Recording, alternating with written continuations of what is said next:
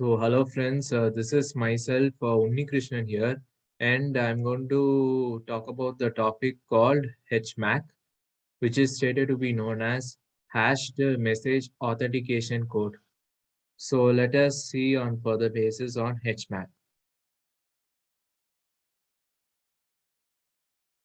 So, what is HMAC?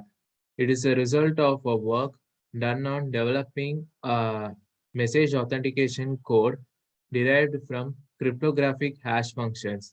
So HMAC is a great resistance towards crypt analysis attacks as it uses the hashing concept twice.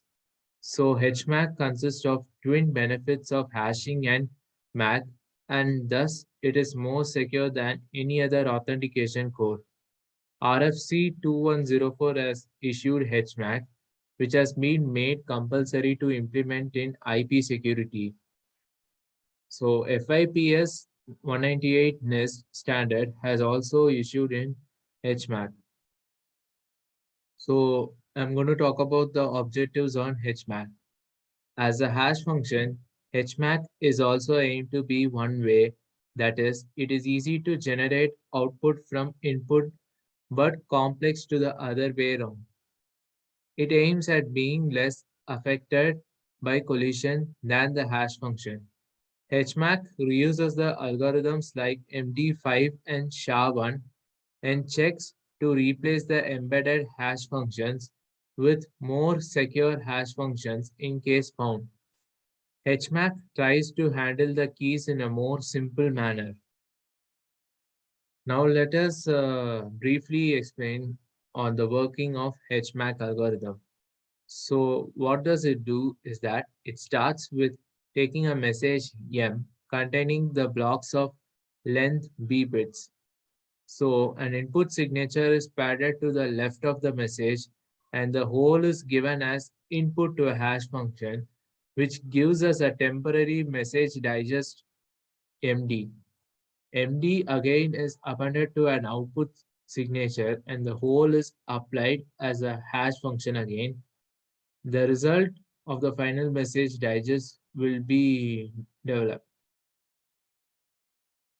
So on the left hand side of the diagram, which is shown based on hashing HMAC construct, where H is said to be hash function and M is the original message, SI is signature input, SO is the signature output.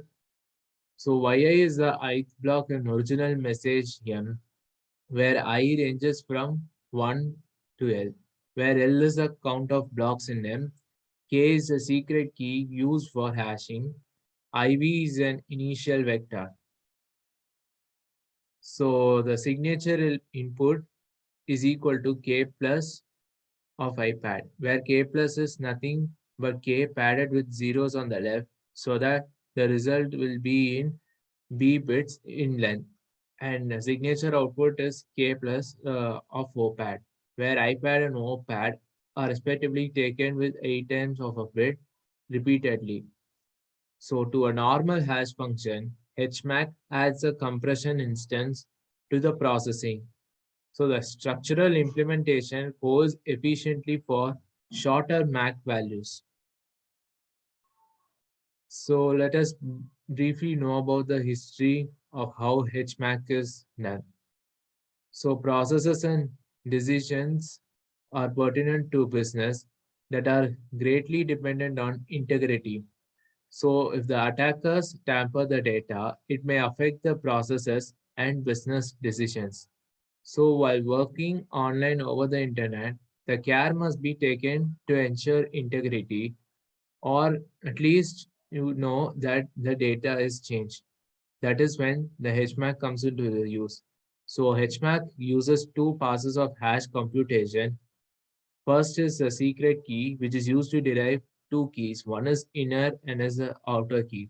The first pass of algorithm produces an internal hash derived from the message and the inner key. The second pass produces the final HMAC code derived from the inner hash result and the outer key. So thus, algorithm provides better immunity against the length extension attacks. So an iterative hash function breaks up a message into blocks of fixed size and iterates over them with a compression function. So for example, SHA-256 operates on 512 blocks. The size of the output of HMAC is same as the underlying hash function. Like 256 and 512 bits are like SHA-256 and SHA-3 512 bits respectively. Although it can also be truncated if desired. HMAC will not encrypt the message. Instead, it must be sent along the HMAC hash. So the parties with the secret key will hash the message again themselves, and if it is authentic, then the received and computed hashes will match.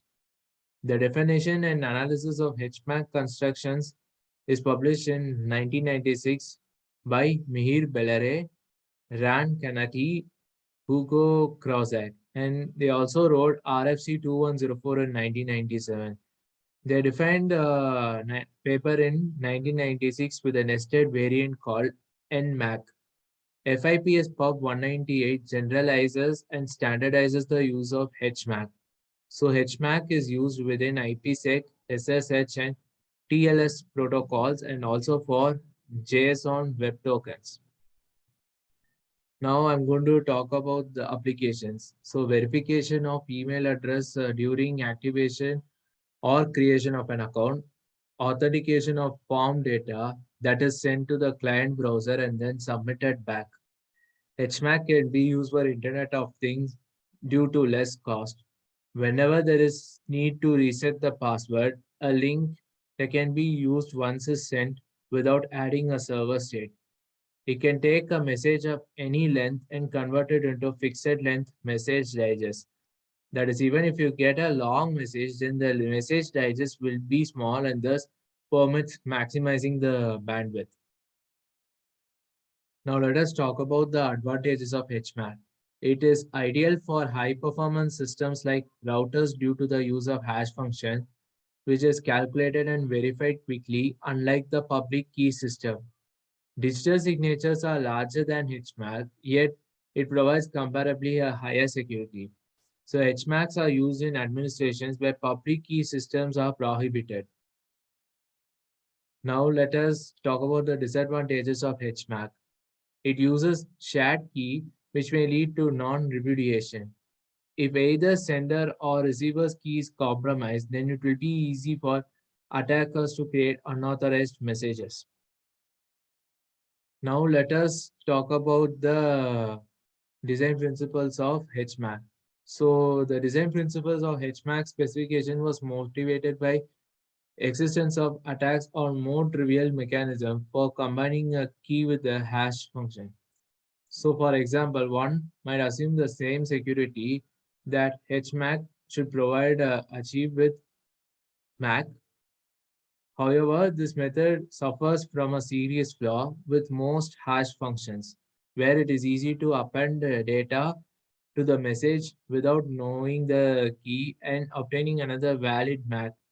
So alternative appending key using the MAC suffers from the problem that an attacker who can find a collision in the unkeyed had function has a collision in the MAC. That is like messages such as M1 and M2 yielding to the same hash will provide the same start condition to the hash function before appended key is hashed.